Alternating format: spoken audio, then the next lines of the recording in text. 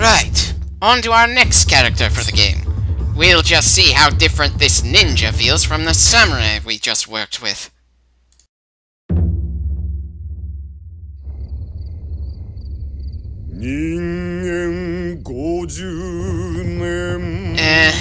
So there's a storm coming and it's not just the one from the clouds. Why are these guys jogging before they've even seen their enemy? That's like asking for them to be tired before the battle even begins.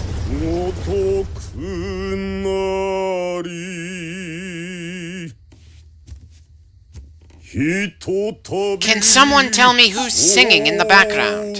I don't think it's him, and it's certainly not her.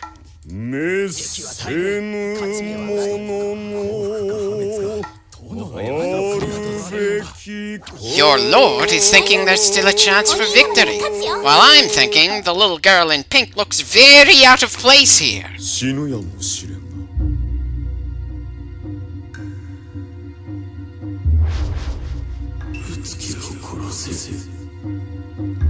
If there's one thing that very few of these stories based in Sengoku, Japan can pull off, it's making Nobunaga's original moniker of the Big Fool of Owari feel like it fits.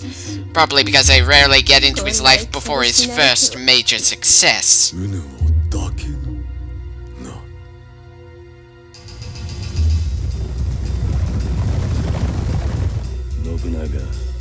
If you really want to spy on them, I can't help thinking you should have found a place to hide inside their castle. But I suppose Hanzo is trying to play it safe before the major battle.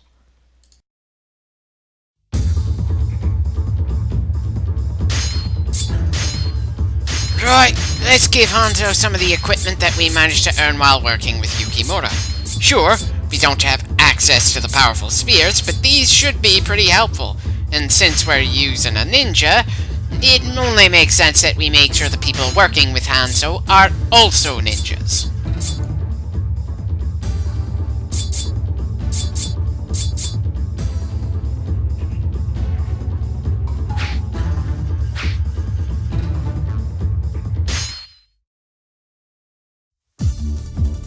I don't recall the Tokugawa being close enough to what happened at Okehazama to affect anything about the battle, much less fighting against both the Oda and Imagawa troops, though this is actually a good sign for this character's story. Better to play history fast and loose to make things more interesting than force the player to stick within a script that undermines itself due to things with insufficient context.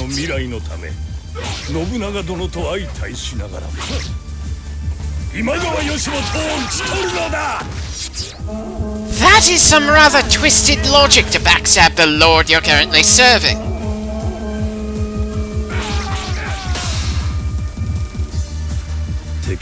Well, the objective, at least, is trying to remember that ninjas aren't frontline soldiers. Don't get me wrong, I'm pretty sure they're very capable combatants, and Hanzo seems extraordinarily well armored compared to most ninja I've seen. It's just that making the main character a ninja and not letting him do anything that felt in a traditional ninja's realm of skills just plain wouldn't feel right.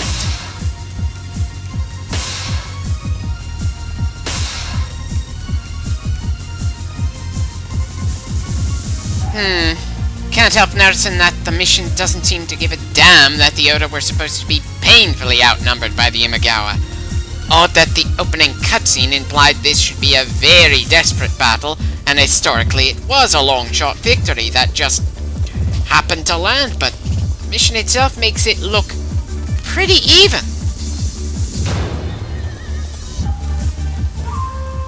Is there a reason we have random enemy ninjas popping up here other than we need someone to show that ninjas can double jump in this game? Because like most forces in this game that have no commander linked to them, they're only an obstacle if you want to slaughter absolutely everything in your path.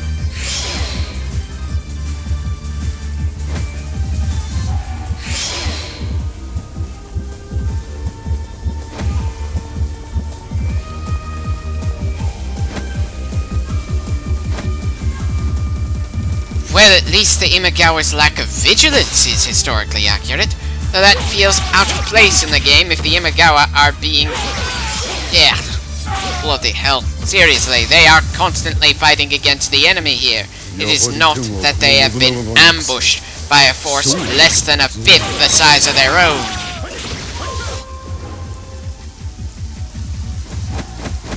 Oh, come on. We already started fighting him.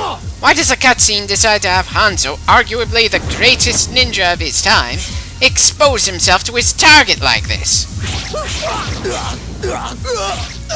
Aha! So we can apparently have a questionably done Kagebushin moment. Is his face supposed to look like a no mask?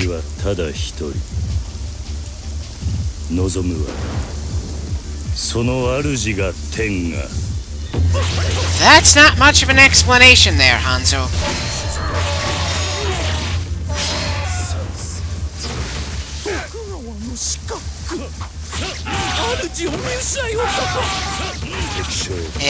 No, but I think the story writers for this game might have. It's possible it's still too early to really judge.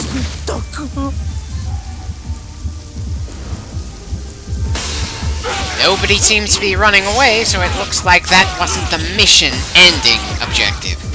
Do you mean to tell me that after killing the man our clan was supposed to be serving, we now have to fight against his enemies just for the sake of giving our player character more people to kill?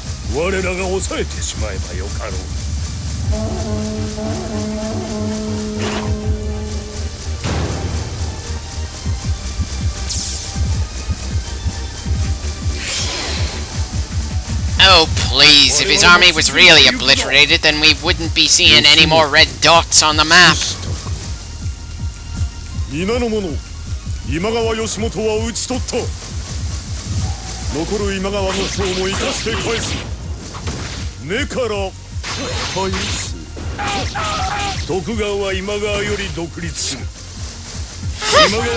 As if any of the officers would hear what Ieyasu would say, or even give a damn.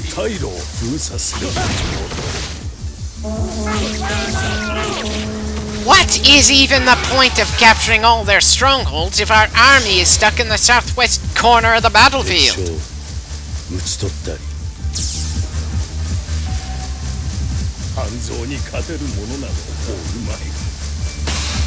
That's only true now because he's the player character. The magical ability to determine the fate of a battle with a single blade is his for the next 5 missions. While it doesn't look like he's got any real initiative of his own, I've always had a soft spot for the loyal, all-business badasses. Hell, as taciturn as Hanzo is, he's still more talkative than Soundwave from Transformers generally tends to be.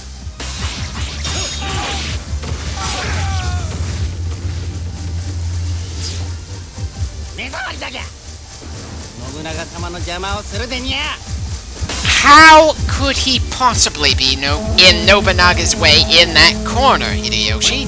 Or are you just trying to come up with a justification for you to try to kill the man who will become your greatest rival and the future killer of your son?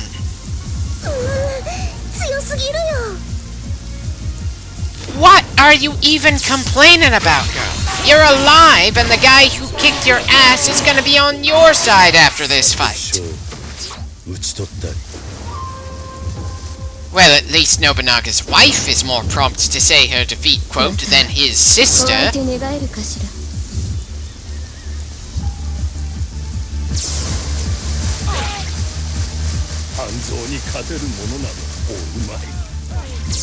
I think a true warrior would be more concerned with killing a large number of enemy troops. As a ninja, we're more concerned than usual with taking down just important targets and whoever happens to be defending those important targets.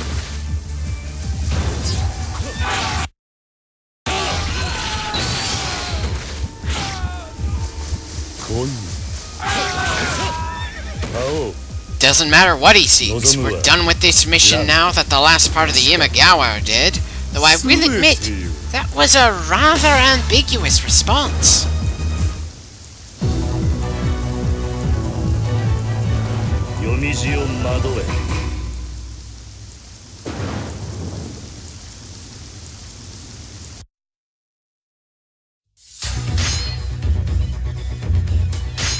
not sure if I find this kind of scythe a more appealing weapon than the usual long one that the Grim Reaper is typically depicted with. And now I can't help wondering if there are any hack and slash games in this style where we can control someone with a badass two-handed scythe.